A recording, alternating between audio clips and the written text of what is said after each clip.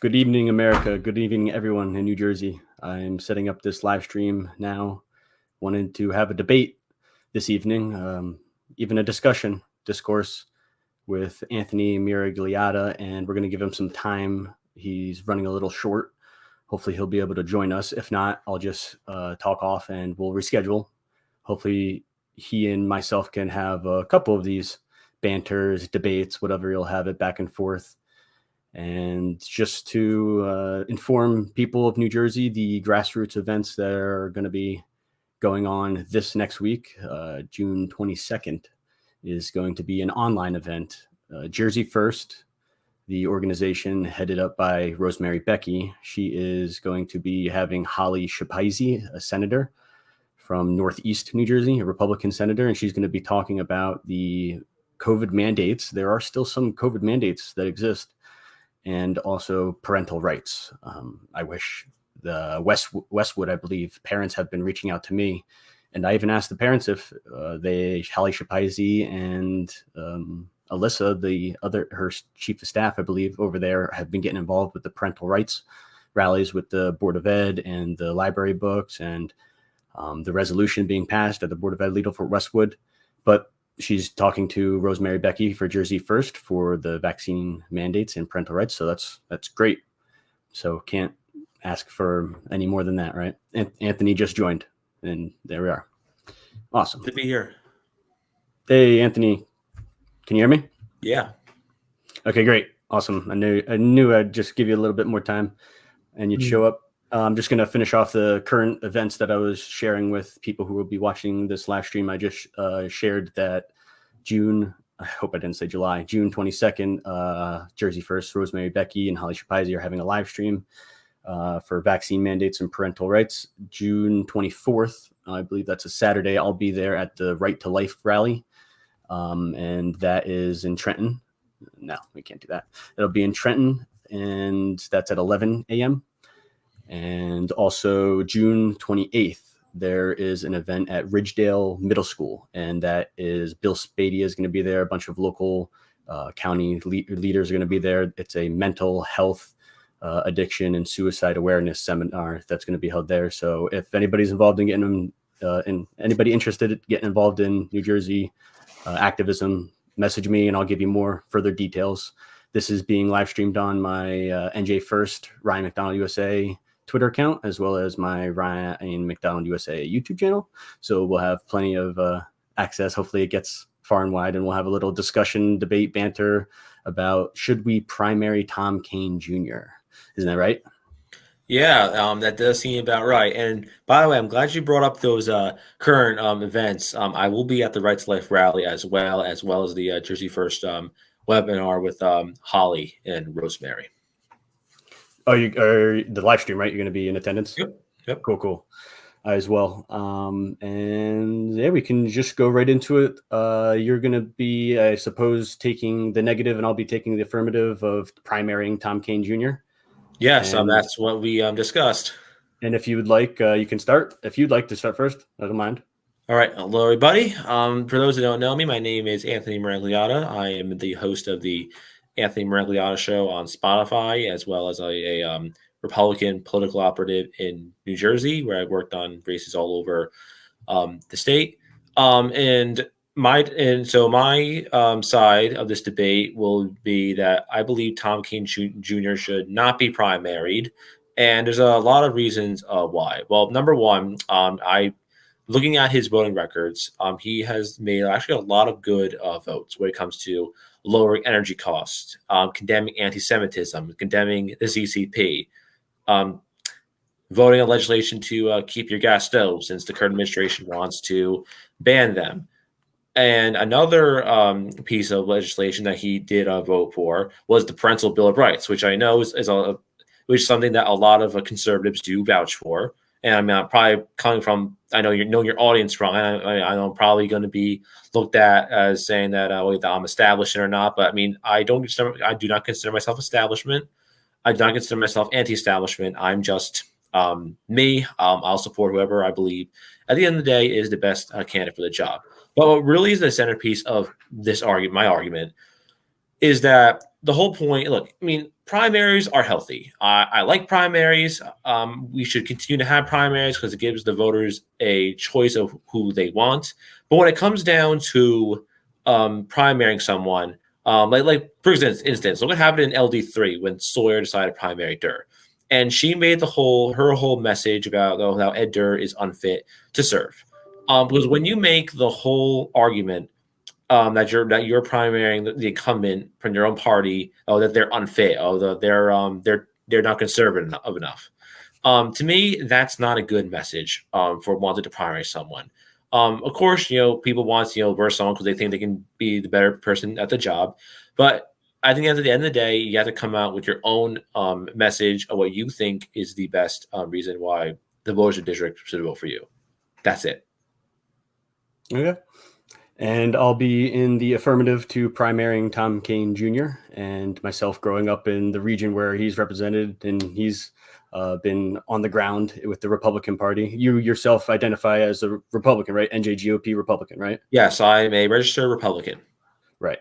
And you yourself have gone to university in New Jersey for political science, correct? As myself, yes, right? Political science right. at Ramapo College and double minor in public policy and American studies. And when did you graduate? I graduated in 2015. I graduated college 2021. Correct. Okay. So when I graduated 2015, I did get involved right away. There's a lot of politics in New Jersey. It's fast paced up here, different than other states. And there's libertarians, there's classical liberals, there's minarchists, there's nationalists, patriots, all different kinds, conservatives, neocons, and it shows in those primaries. You talking about the LD3 with Senator Durr and Beth Sawyer, we just saw that whole thing unravel. I don't think that's quite the same as the experience, the voting record, like you just alluded to, of Tom Kean Jr., because we have so much history of with him. And that's more of what I'm going on the affirmative side. It's a year out. Anybody could primary him. If it's in 2023, the election's in 2024, you can gather up enough base to take him on, especially with the results of the last primary. But more in regards to the voting record, well, first, before I go there, and I think you would agree, for primaries, iron sharpens iron. Of course, everybody should have a primary. Beth Sawyer primaried Ed Durr. That's good. I think that Ed Durr should have debated Beth Sawyer. I don't think that would have harmed him at all. But these, going back to your sentiments of primaries, are good. I think you yourself support the primary for the presidential election. Iron sharpens iron. We need that. But like I was first saying, was the first alluding to, more branching off of what you were saying, the voting record. He has a history of voting unconstitutionally. It's not even a matter of center, moderate, right, left wing.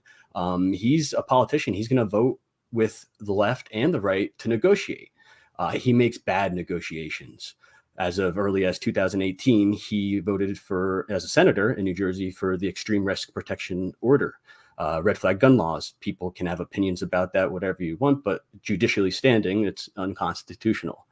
And that would be one case of how we have a question of whether or not has he learned that, there's more to that in regards to the Second Amendment, in regards to our inalienable rights, rather than giving control to a government entity that can intervene and take them at will, and especially without warrants, even in regards to the Extreme Risk Protection Order. I can keep going further down, and I will later on, but I'd rather have discourse with you for the voting record.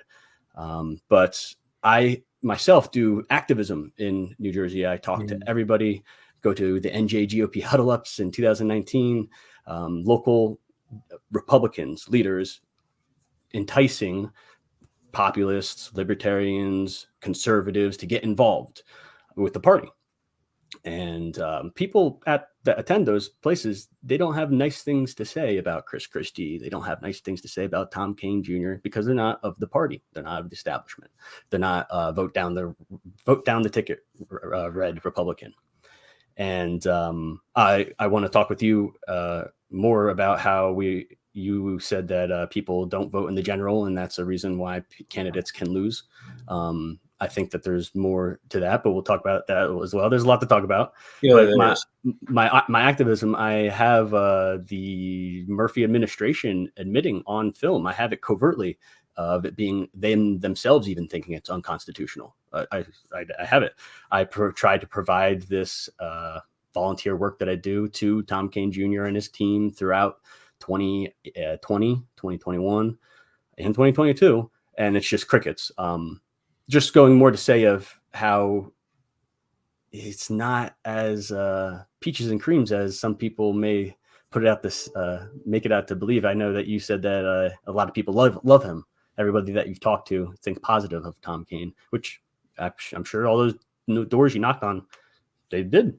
They were probably Republicans, But what do you think of the first voting record, ERPO, extreme risk protection orders? Does that matter now that he's a Republican congressman? Do we have to wonder whether or not he understands the Second Amendment, or do you think that's hogwash? I mean, of course, our politicians should be following what the Constitution says. Our own governor said on Tucker Carlson tonight in 2020 that the Bill of Rights was above his pay grade, and we also had Senator Dick Cody saying on the Senate floor in New Jersey that when the pandemic started, I didn't give a damn about the Bill of Rights or the Constitution. And I think right there that should disqualify you from a public office immediately, since it's we the people, not we the government. But one thing I do want to mention, Ryan, is about politics. That politics is the art of the possible, not the perfect.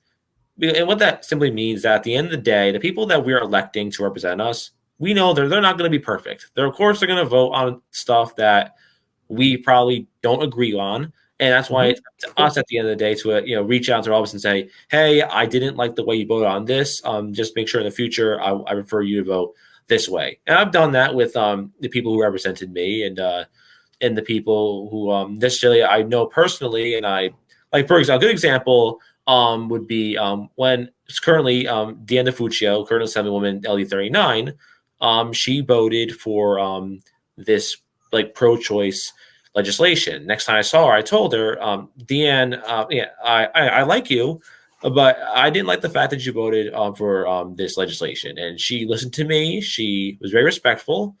And at the end of the day, she took my ideas into account. And those are the good people who you want to talk to. What do you like about her? Why do you like her? Deanne? Deanne is she a leader in the community? She definitely is a leader in the community. She definitely is very smart. She definitely will always give you a straight answer, whether you like it or not. And that's kind of really what we need more of in our elected officials. It's listen to what the voter wants. Exactly. Do what you want, because that's what they're elected to do. They're elected by the people, and the people, technically are the legislators' bosses. And do you believe that Tom Kean Jr. listens to the voter? I definitely think so. And knowing him personally, and as someone who campaigned for him, he definitely does listen to the voter. He's the kind of person that wants to work across the aisle with people who don't necessarily agree with him, and that's kind of really what we need in our political system, is how, and Ryan, how things have become so polarized to an extent where working with the other side is deemed as then you're a sellout. I mean, look, it's one thing with voting, if you're a Republican and keep voting with the Democrats on almost every piece of legislation. But if there's something like someone on the other side wants to work with you on an issue, like, okay, let's come together and work on lowering property taxes, or let's come together to make college more affordable.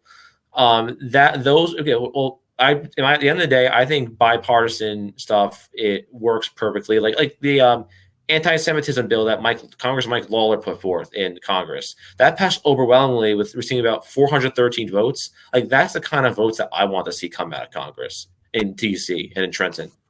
That's not the anti-Semitism law that was passed to prohibit anti-BDS and anti-Semitism on universities in New Jersey and other states, was it? Or no, that was a different one? Oh, no, this passed just recently. Yeah. A couple days ago. Well, what I have to say about what we were just talking about before about politicians being good, if they're good leaders.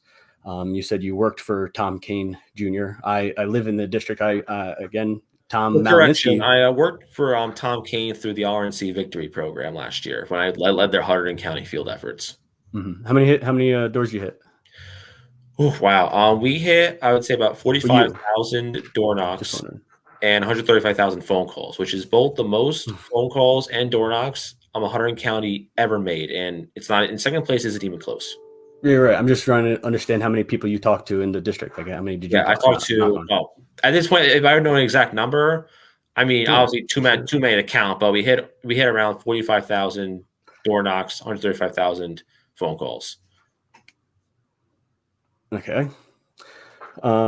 Anyway, Tom Maliniski would have town halls. He would have open invitation. Anybody, doesn't matter if you're Republican, independent, conservative, libertarian, nationalist, communist, fascist, doesn't matter. And he would have them, I think, bi-monthly maybe. And Tom Kean Jr. in his freshman year, he got pushed and poked at because he wasn't having the same town halls as Tom Maliniski. Probably Democrats were poking. Malinowski? Tom Malinowski had town halls when he was the congressman. And Right, Tom yeah, Kean, you were saying Maliniski, so I just wanted to just oh, sorry. It's okay, Sorry no about problem. that. It's been a long day. Yeah, no worries. Regardless, Tom Maliniski, however you pronounce his Malinowski. name, the Polish immigrant guy, he was the congressman and he had town halls, okay, and everybody was invited. And since Tom Kean Jr. is now the congressman, people were upset that there wasn't this transparency. So they really got on Tom Kean's case. All of a sudden, Tom Kean Jr. has town halls. That's awesome. But how to get involved in them, how to attend them, you have to sign up. The last one he had, he posted at 8:59 p.m., 9 p.m., the day before he had it. Not really good outreach. It kind of makes it look like he wasn't trying to get a lot of people to attend. Or, I'm always on the internet looking for these events, these live seminars to attend. We started out this live stream letting people know information. I would include that in these live streams so people can get and participate in the politics. It's people over party. It's not party over people, as so many Republicans in New Jersey have already showed us just this last 2023 primary. But let's just push on through, and I want to get your opinion on Senator Kean when he was in New Jersey, because the voting record in 2019, he voted for the NJ state budget for Murphy. He votes with Democrats and against Republicans. That's okay. I agree. But like how you said before, we have to have some, like how Thomas Massey Jr. Sways some ways. And also when it comes to foreign policy, there's a lot of anti-establishment votes that are cast not down the ticket, not down the party vote. For example, Syria, Ukraine, or Somalia, those are votes that came up. Tom Kean Jr. isn't along the lines of them. We can talk about that even later too, because that's more current votes, but I'm still in the past. I think it really does matter, his voting history in the past, so much, because it shows us what he's willing to compromise on, meaning he's willing to compromise on anything. He's willing to negotiate. He wants to, be a leader. I understand he wants to help people. I understand completely. I reach out to him. I'm in that game. But I just don't think that he is taking good advice. He's voting bad on legislation, like for international relations, for instance. But I'll end on the activism. In 2019, we had the March Against Murphy. He didn't show up. We had the recall efforts against Murphy. He didn't help. I understand he's more of a establishment, official figure, not someone who's going to get down in the rough and dirty, with us. He's getting a little older too. And then we had the sanctuary state resolutions, and that was by county. That was Hunterdon County, Morris County, Sussex County, and Warren County, obviously. But down by him, he did have his counties that we tried to encourage. And, I guess we can blame that on the freeholder candidates, now commissioner candidates. But he wasn't with the grassroots. And it's not just conservatives. It's not just right wingers. It's centrists, it's independents, it's patriots, libertarians, classical liberals, and now nationalists. And lastly, the Second Amendment sanctuary, so that we got passed in a couple of counties, like maybe over 10 counties, I believe, in New Jersey. and he's obviously not a strong Second Amendment guy, and that's okay, I guess. But you don't think we should primary him at all for these things that I'm listing?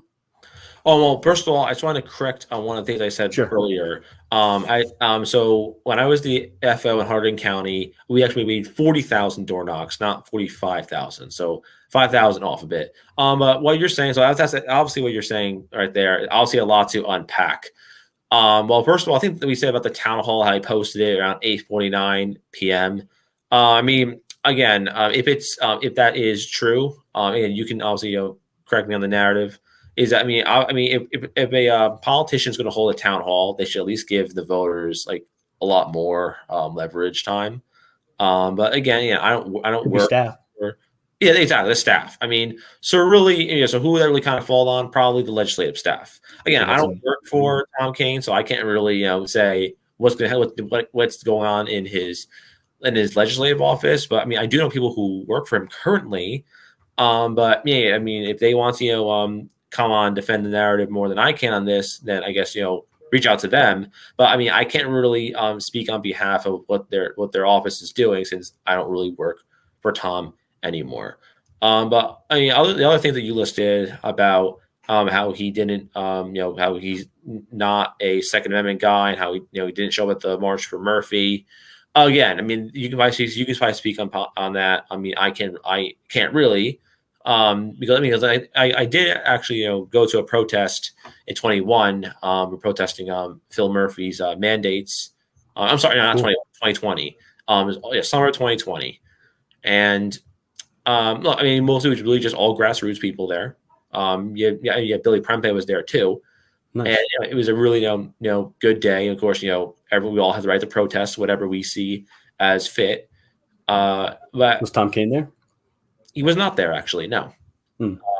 I know Billy Prempe is there, like I said before, but mostly just congressional, just grassroots people were there.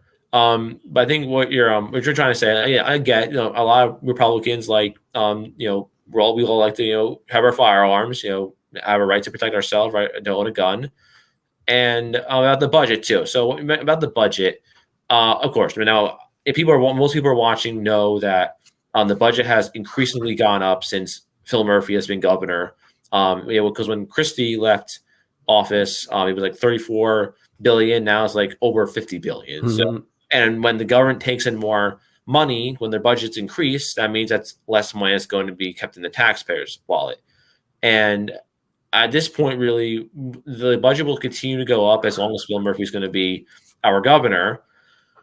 But at the end of the day, when it comes down to like lowering the budget, it'll probably take a while to lower the budget again. And that won't happen until we get a Republican governor. And I do appreciate you, whoever's watching and listening, and yourself, Anthony. I do appreciate you talking with me today and speaking with me. A lot of people do not and will not, for various reasons, but I'm laying out a bunch of information. I know it's cumbersome, a lot coming at you. So I want to get your opinion on something that I know you can give me a lengthy response on. And it's not so much of Tom Kean Jr., but maybe the Republican leadership in general, the statewide. I wouldn't say really county, because county, I see where there's the fight there. It exists, but statewide and national wide, right? So you mentioned you worked for RNC Victory Campaign Council. The RNC Victory. But technically, I wasn't employed by RNC. I was employed by the NJGOP. Right. And awesome, by the way. And my question is the votes for the leadership. So it was Kevin McCarthy. Tom Kean Jr. did not join those elite Republicans who prolonged the swearing in of Kevin McCarthy, right? But they stood out as... Right, they stood out as a America First, libertarian, even just a constitutionalist, right wing, anything.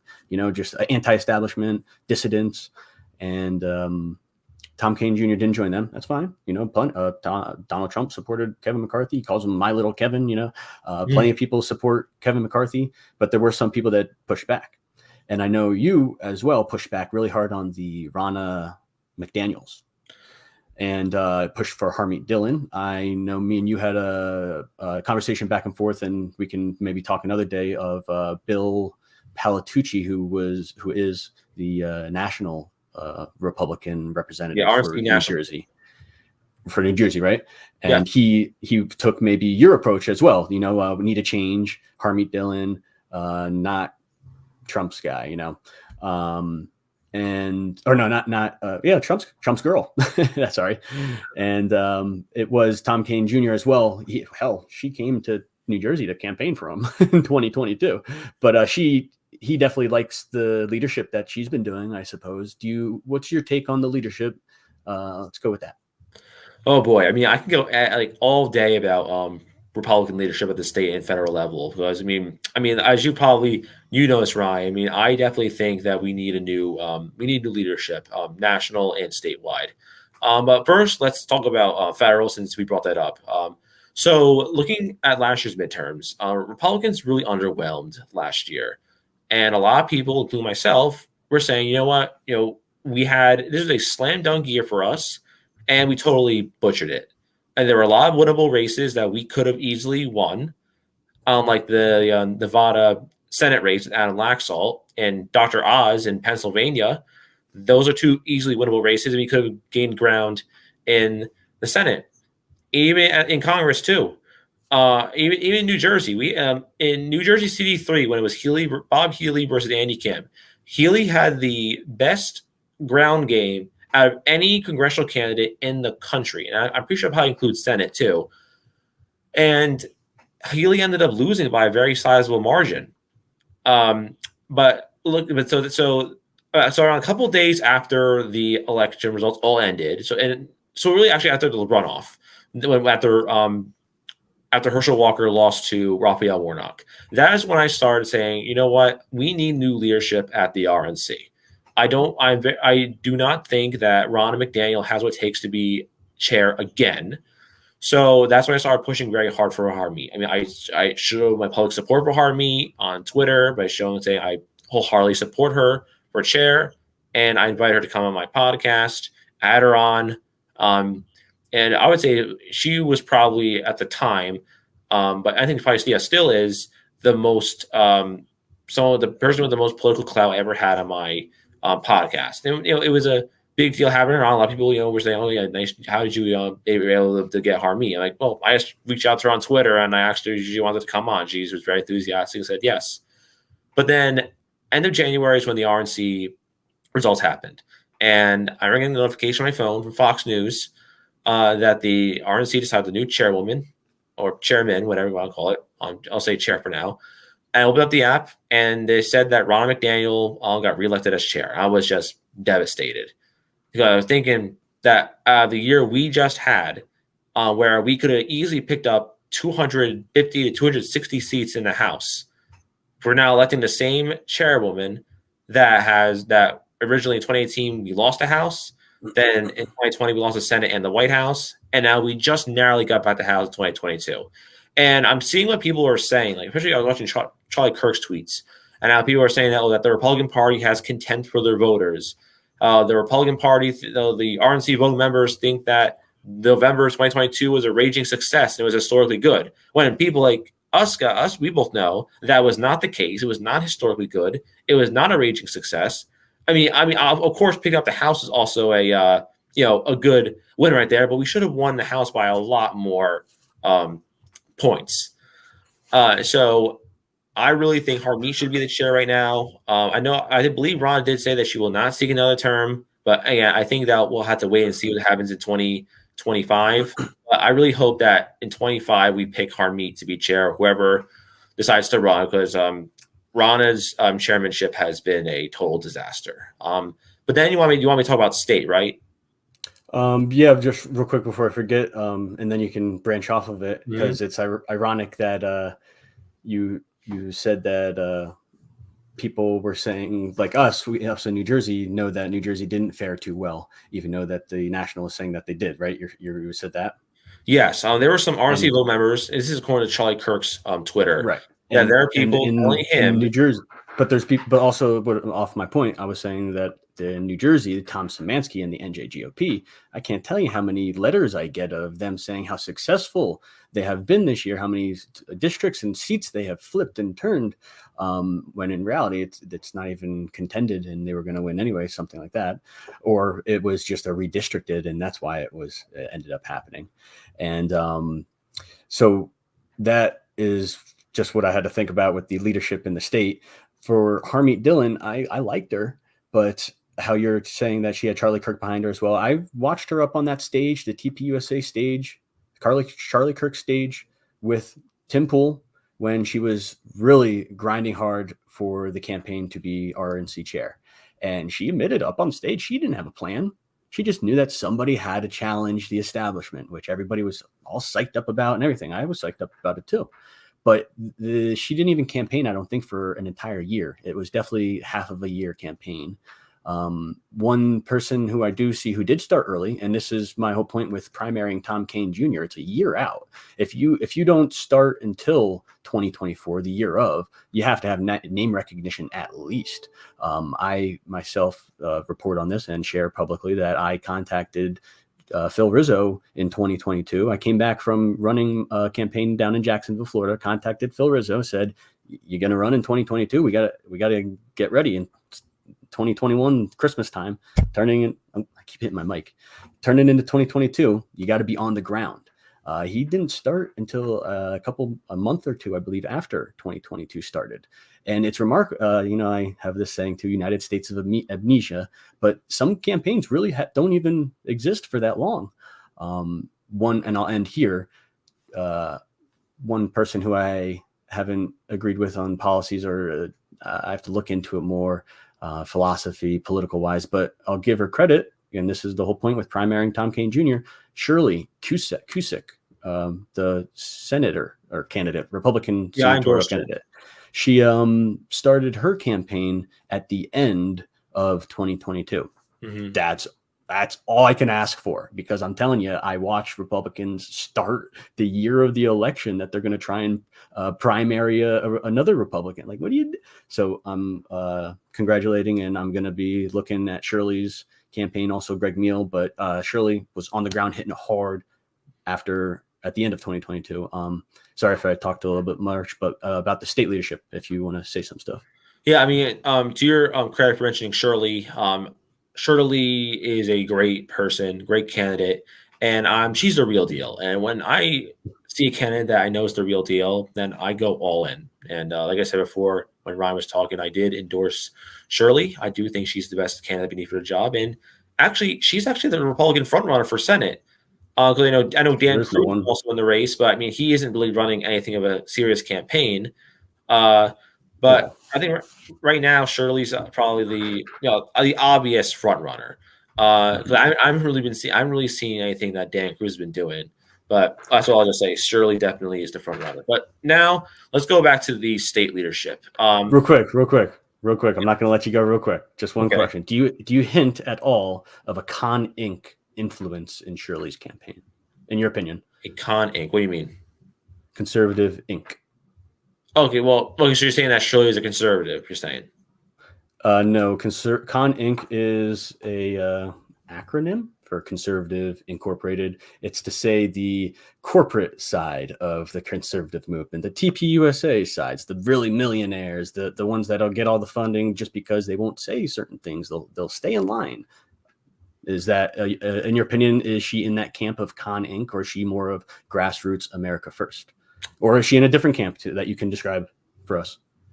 I mean, I'd rather let the campaign team say something for Shirley on that, but I will definitely say her campaign is very pro grassroots, and also one of the things that I've also been seeing is a lot of the emails I've received from Shirley's campaign is that they're encouraging people to go out and to go to the Turning Point events and and do stuff with America's Future and YAL and all these other kind of organizations that are pro grassroots. So to answer your question, yes, Shirley definitely is very pro grassroots. I mean, she hasn't been to any of the events, but she's starting to come. So she went to ASAP. She went to a lot. Yeah, in 2023. Like I said, she started her campaign in 2022. She was Yeah, not in New Jersey politics. and she's been to a lot of other like state assembly, state senate fundraisers, and also her husband is a former councilman in I believe it's one of the Plainfields. I believe it's South Plainfield, but he's back in the 2000s. Mm-hmm. Yeah, and I wonder what he has done since then. Right? I hope he was with us in all these events that we've had in all this movement. Bob was there. He was there. Okay. Yeah. Yep. All right. So you want to talk about state leadership now, right? Sure. I mean, I know that. Yeah. Go ahead. Yeah. All right. Well, state leadership. I mean, it would be if I were to say that that the NJGOP is doing a good job. I mean, they did have a good year in 21. Last year, not so much. I mean, they won one of the 4 targeted races last year. And a lot of people do share my same sentiments that we definitely do need, to get better.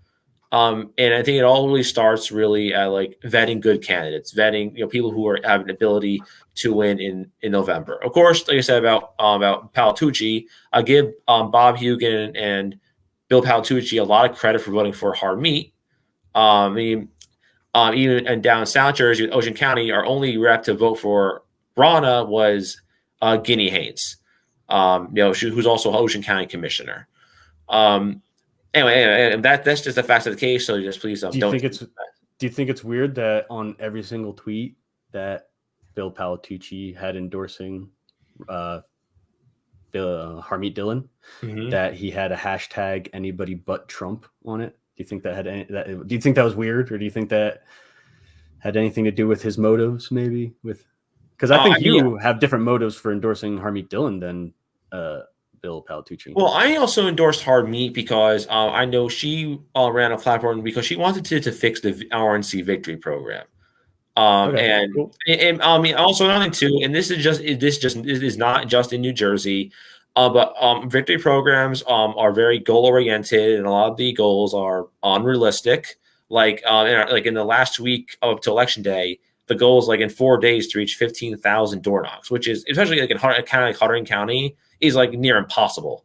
How many days? Door knocks we've had in like a week when I was the FO there. How many days? How many days to get 1,500? 4 days to get 15,000 door knocks. Oh, well, you have a team. Okay.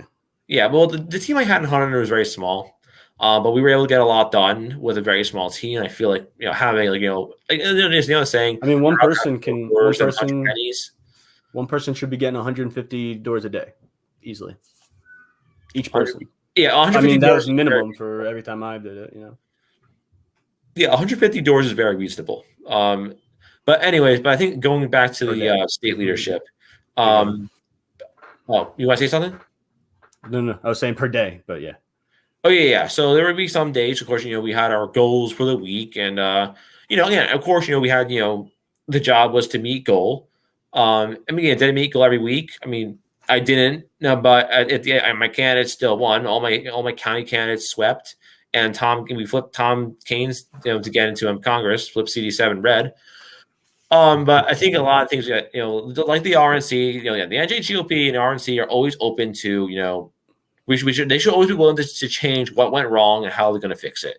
Because if we keep doing the same thing every single year, then Albert Einstein's quote, definition of insanity is doing the same thing over and over and expecting different results. And I feel like that's what it's come down to at the state level, not only just the state level, but the national level, where we're using the same tactics every year. Like one of the big things I've been a proponent on is that if Republicans want to be the dominant party, we need to embrace vote by mail. We need to embrace legal ballot harvesting, and we also need to embrace early voting. I mean, I vote early. I voted early the past 2 times I voted. So in the 2022 general and 23 primary, I voted early. It's just like voting on election day, but you're just voting on a day that's not election day. So you got that, and I will say it's also to our former ED Tom Zismansky's credit that he really pushed vote by mail very hard when he was executive director. Again, he's not the executive director anymore, but I wish him the best of luck in his new role. He's moving down to DC to start his own consulting firm. And again, I have no ill will towards anyone I worked with in politics. I really don't hold anything against anybody. Has he ever spoke to you? Like ever? Tom knows who I am, yes. But no, have you ever talked to him? Like, I have, yeah. oh, wow, you're lucky. Wow. Yeah, we don't agree on everything, but like I said, I mean, we all have different opinions at the end of the day. And just a matter, I just gotta just respect everyone's opinions, how they think. Because some people come from a different background than me. Some people, have a different growing up experience than me. How they're brought up. So so like I said before, Ryan, even if you disagree with me, even if you hate me, I mean, I will not hold anything against you. I'm not hating you at all. I'm not hating you at all, my man. I'm just no. I know. No, I'm just saying hypothetically. That's all. I know you. I like you, Ryan. I admire that these people, these Republicans leaders, that I don't put any ill will toward. I don't slander anybody. Me neither. Maybe 5 years ago I did, but of course not now. Anybody that's in the Republican Party now that's new, I haven't said anything to anyone, and they don't want any help. It's volunteer. It's free sometimes, but they won't talk. They don't want help, all that. So I'm just saying it's awesome that they open the door to you, that you're in their club, you're allowed. Maybe it's literally you have to join the club. But I don't think it's that easy either. I mean, look, working on a campaign is not easy. I mean, a lot of people who are on the outside looking in, they think, oh yeah, working on campaigns is so easy. It's not. It really is not. It's a grind. You're putting in a lot of hours, especially if you're doing field. Field is really grueling. I've worked on campaigns. I know you have too. But yeah, but you've been there, Ryan. Republicans in New Jersey don't even want free help on their campaigns. I mean, I've worked on campaigns that I've been paid for lots of money. Me too. The most money I've ever gotten ever in my life to been paid for a job. But what I'm saying is New Jersey Republicans won't do that. I'm just making that clear. I hope you understand that it's been a while that I've been doing it. Just want to put that out there. It's been a while that I've been doing NJ First, and there are certain people in the NJ GOP, certain Republicans that are completely open with me that will converse and live stream like this, like you are with me right now. Trisha Flanagan, Frank Pallotta, Joe Tokyo from Atlantic County. He was the sheriff candidate that went and ran down there. Lori Chesla, the commissioner candidate that won. I can keep naming. I have them all saved on the live streams that I did. They ran in 2020 for Congress, but they are not. It's just something. It's just interesting. I want to keep the acquaintance and colleague friendliness that we have. Right. Yeah. Look, I had nothing to hide, so I'll come on and just tell you how I feel, and if people don't like what I say, totally cool. I mean, we can always agree, disagree. But I mean, maybe if you want to hear more about why I stand a certain way, I'll be happy to discuss that with you. I mean, but at the end of the day, look, I'm not going to go out of my way to call someone, oh yeah, this person's pathetic, they're a loser, they're a prick. I'm not going to do that, because I'm to the point really. I want to work with everyone, whether you would agree with me, disagree, love me, hate me. I will work with you at the end of the day, because at the end of the day, we all need to come together, support our Republican candidates, so we can win in November. And like I said, like me and you, Ron, people on the, of course, the people who are moderate, center, and then of course you have the conservatives. We all want to beat the Democrats in November. So that should be our common goal. Let's beat the Democrats, and let's keep getting Republicans elected. How about those anons on the internet? Huh? It's funny how people hide behind internet profiles, don't show their face, and want to be involved and want their opinion heard and counted. Yeah, I mean, look, of course, look, if you want to have a Twitter page with no profile picture, again, that's your choice. But if if you're going to reply to someone and just blatantly attack them, but don't know what you're talking about, then I think that becomes a little different. I mean, I've been there too, where people have accused me of stuff. Like, I mean, there's one tweet by Jersey Jackass that said that I was taking marching orders from John Bramnick, which is not true. I mean, I don't really. Yeah, I've never seen. I don't really talk to Bramnick a lot, but I saw him the other day. Actually, I went to the Morris GOP victory party. We caught up there, but again, like I said, I do not a joke against John Bramnick. I mean, I may disagree with some of his stances about how, how when he said in the 2021 State of the State, when he was the Assembly Minority Leader that Phil Murphy and him are friends, that they go to each other's houses. I mean, look, it's cool that you're friends with Phil Murphy. I think he's a very personable guy, but that's not something that your base wants to hear. No, it was a very nice fundraising technique for him, though, I'll have to admit. And there, right where you left off in 2021, I suppose that was, right back to Tom Kean Jr., only because he was probably the highest leader that was maybe in New Jersey at the time, still elected. But we served him. Are you aware of we served him with an affidavit? And I've been so vocal on this. Made videos and participated in promoting the events. Are you familiar with in 2021 we did Audit the Vote New Jersey? Yes, I am. And just more for why I believe Tom Kean Jr. should be primaried, because we have not gotten answered. We put so much hard work and activism and registering people to vote. Getting people's signatures on petitions. It was not even myself. I was on the promoting end. I was the one who told everybody where to meet at these events in their local towns. And there was local grassroots leaders wanting to, it was basically the people who did the Recall Murphy event in 2019. In 2021, the people grassroots did Audit the Vote New Jersey, and we got everyone to sign affidavits to serve our elected officials, respecting our First Amendment right to redress of grievances. All this constitutional Republicans up and down New Jersey, very educational, reminding us of our inalienable rights. It was great. I wish Jack Chitterelli used that vigor, really took that tidal wave of Audit the Vote New Jersey, election security, skepticism, but he decided not to. But I really wish he took that and harnessed it, as well as Tom Kean Jr. In the end, he didn't have to. The redistricting and him winning the primary was enough for him to become the congressman. But in 2021, we did serve him, and he ignored us completely. And it was a lot of hard work, and we're proud of that. We are proud of that. I just want to say that again. And if you have anything to say on that, if not, we'll move, because we'll finish up real quick. Not really. Let's finish up then. Sure. Two more things. Would be, well, let's just finish on this last one. And it is the current votes that he did, what everybody is making a big fuss about on social media. Tom Kean Jr.'s votes, along with other people who didn't vote to censure Adam Schiff. I'd recommend people to go listen to Anomaly. Actually, he just did a live stream of what Thomas Massie Jr. has already explained on Twitter, but he really goes into depth. And it was a fine attached to the censure, and people like Marjorie Taylor Greene and Thomas Massie Jr. didn't agree because it's akin to how they were going to be fined for not wearing masks during the COVID mandate down.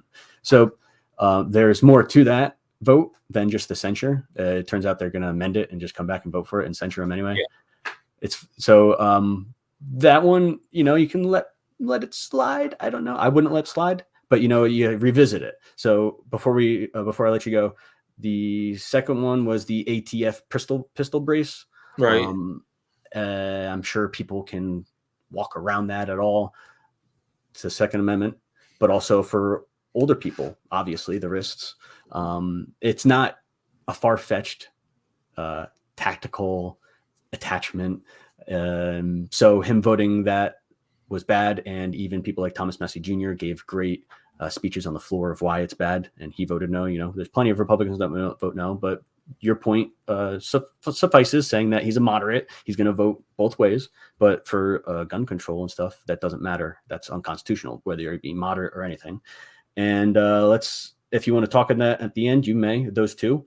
And lastly, the Syria vote to keep our military still in Syria. I think the U.S. occupies a third of Syria. But he voted to keep us in there. He voted us to keep us in Somalia. And of course, Ukraine. He's supporting Ukraine. Although he's wary of the economic funding that keeps going over and over. Although he voted for one of it, he actually didn't vote for the second one, but he supports more. And it's just, he supports it. Let's just leave it like he supports it, So how do you want to end it? How do you like Tom Kean's current votes that he made? Well, I mean, I'll start with the Adam Schiff censure, since I know I'm pretty much read up on that. So Thomas Massey did come out with a statement on Twitter explaining why he was voting the way he was voting, because he believed that it was finding a member of Congress $16 million would have been unconstitutional. That, and like you said, they're going to amend the bill and they're going to vote on it again. But other Republicans who also voted, Kane's one of them. My good friend Mike Lawler was one of them who voted to not censure Adam Schiff. But Lawler also put out a statement saying that we need to do, like, I support censoring Schiff, but we need to do it constitutionally. And I mean, I know Lawler very personally. He's a very good legislator. He's very good in the New York State House. I believe he's also doing a very good job in the in Congress in D.C. And I mean, knowing Lawler, like the way I do know him very well, he will work very hard for you. He will listen to you. But anyways, like I said about Kane, I think with the people who voted for the Republicans who did not vote to censure Adam Schiff, that majority of them have all expressed that we support censoring Schiff, but we need to do it in a constitutional standard. But other than that, like the ATF legislation, again, I'm not really read up on that, so I can't really comment on that. But the Ukraine, you're talking about. So a lot of legislators, like especially on the Republican side, have grown something was fishy about sending all this millions of dollars to Ukraine, but meanwhile we don't know what Ukraine's doing with that money. But again, a lot of Republicans think that way, that we should at least put a check on the money we're sending there. I mean, well, I'm to the point of, look, I mean, obviously, what's going on in Ukraine obviously is very sad. I mean, all I really want at the end of the day is peace, no war. But if we're going to be sending all this money to Ukraine and we don't know what this money is being spent on, then we need to either A, just stop funding Ukraine immediately, and B, just stop giving money to them, or at least like do an audit of what the money is being spent on. I believe the majority of the money is already contracted for military. Supplies. Yeah, and I've also heard some news reports saying that we have U.S. troops on the ground in Ukraine. And that, well, of course, yes. I've studied Ukraine, the international. I've went to school for international relations studies since 2014. Had a freaking Crimean refugee live with me. I have not spoken on it. I've made some videos just because I know so much. You would have to speak on. I can sit down with people and speak on it, but other people have political takes on it. That's the problem, right? Is that the votes would be attached to the military-industrial complex. I understand exactly what you're saying with Ukraine, and other Republicans are reacting the same way. But in the background, they're still supporting Syria, Somalia, Iraq, Afghanistan that pulled out. But we're in Iraq. We're in the Horn of Africa with our National Guard, even New Jersey National Guard. I reported on that. We're all over the world, right? So I guess he's supporting the military-industrial complex. Do you think at least he should be primaried for a foreign policy take, or no? Do you think his foreign policy opinions, regardless of the votes, are enough? Well, for me at least, I'm not the biggest expert on foreign policy, foreign relations, and usually I try to stay out of foreign stuff. Because I know it's a very, it's like walking on eggshells. It's a very sensitive topic, and again, and if you end up having a bad take, then you end up being crucified. But I will say, I think from a foreign relations standpoint for Kane, I mean, I think at the end of the day, I think we just have to keep in mind that that we need to do what's in the best interests for Americans. Because our representatives do not represent Ukraine in Congress. We represent the United States of America. They're citizens. They voted for us, not people who live in Ukraine. But you know what? I think should they be primaried? Whoever votes for that should Kane be primaried? No, I don't think he should be primaried. I think looking at the way the outlook of the district is, it's R+1. So it's like the district leans like center right. So if we run let's say Phil Rizzo's the nominee, Republicans will lose that seat, especially if the Democrats nominate someone who's like a moderate Democrat or like center. At the I end hear of the you, day, but that's if Phil Rizzo ran a campaign like he ran before. That's if he started as late as he did before. It's a year out. I understand what you're saying, but there is plenty of time to change. It's a new redistricted. Everything's different. The redistricting changed everything, everywhere. yeah. Well, I mean, remember, I think redistricting really favored Kane because his district got a lot more conservative. I mean, and you really think about though, like let's say if the Republicans still had the momentum we did by 2020 from 2021, Kane probably would have won 60% of the vote.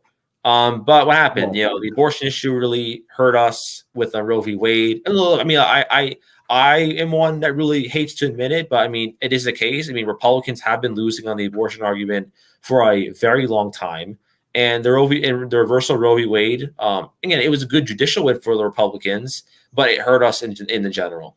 I understand your take, but I was paying attention. I was involved, and the primaries to Tom Kean started late.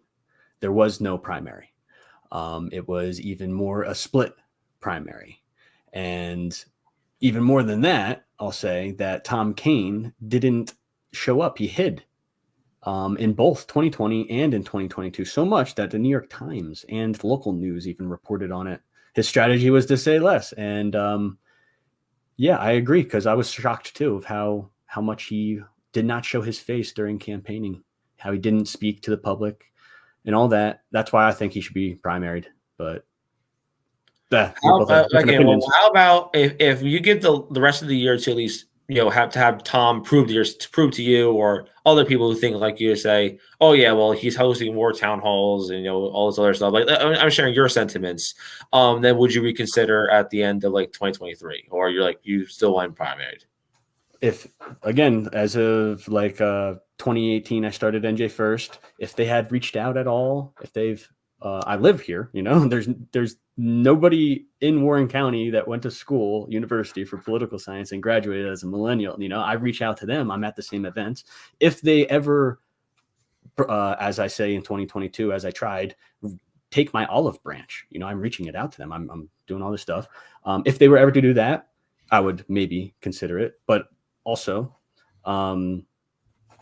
if nobody challenges them by 2024, I'm all about the momentum, doing the groundwork of changing people from Democrat either to Republican or independent to Republican to vote in that primary. It takes a while to do.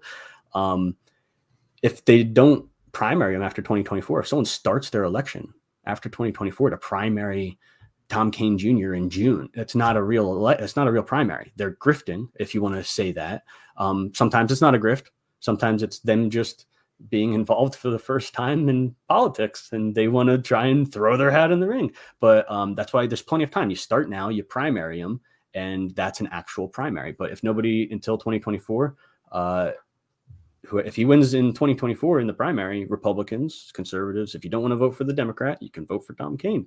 I'm still 100% would not vote for him because of his voting record, and he continues to vote. If he changed, again, if he changed in talking to me, if he changed, why do I think Tom Kean Jr. would talk to me? Well, because fucking Frank Pallotta talked to me, Rick Mehta talked to me, J.R. Carmen talks to me. There's plenty of people in the Republican Party that are high up there that talk to me. If they ever reached out, but also if they started voting different, yes, I would support that stuff. Yeah. But I would say to Tom's defense, he did host like a educational parents town hall and in Somerset County, like in the fall. I think around like the first couple of days of September. And also, he did he did a lot of visiting events like in Hunterdon and all over the district, just meet voters. Republican events. He was at the 4-H fair in Hunterdon County, I believe. But he was. He during was his campaign. During his campaign, he did attend. He did attend the 4-H fair in Hunterdon County.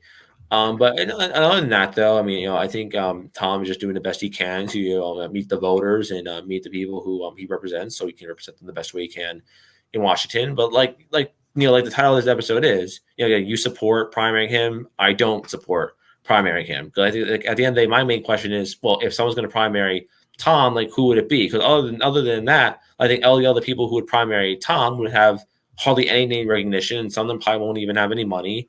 Some of them probably are in to play spoiler. But again, like I said, at the end of the day, the voters decide who we want represented. So again, it's up to the voters to decide whether Tom should have a second term in office or not. But for me, I would say Tom Kean Jr. does deserve a second term in Congress.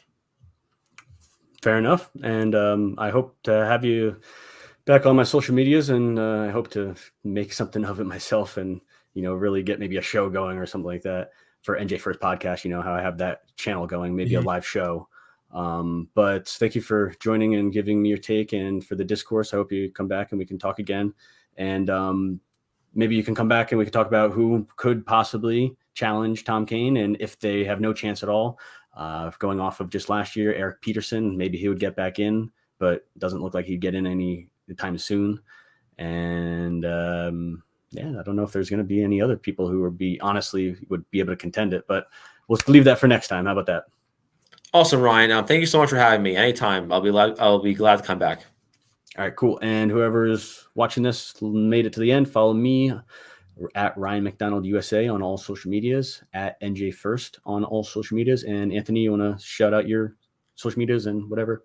Yes. So my Twitter is A_Miragliotta NJ. I'll spell out my last name. I mean, well, it's on the screen anyway, but it's A_MIRAGLIOTTA NJ is my Twitter. My Instagram is Anthony Miragliotta NJ, ANTHONY MIRAGLIOTTA NJ. And you can find my podcast, The Anthony Miragliotta Show, on Spotify, Apple Podcasts, Google Podcasts, pretty much anywhere you can find your favorite podcast, you'll find it on whichever your favorite streaming platform is. And my Facebook page for my podcast is The Anthony Miragliotta Show, THEANTHONY MIRAGLIOTTA SHOW. Always looking to have having people on. Always looking forward to just having a civil discourse like what me and Ryan just did. And like I said, we will be happy to have you reach out to me with any questions or concerns with what I said tonight. And that's pretty much all I got. Cool. Thanks, guys, for tuning in. Take care.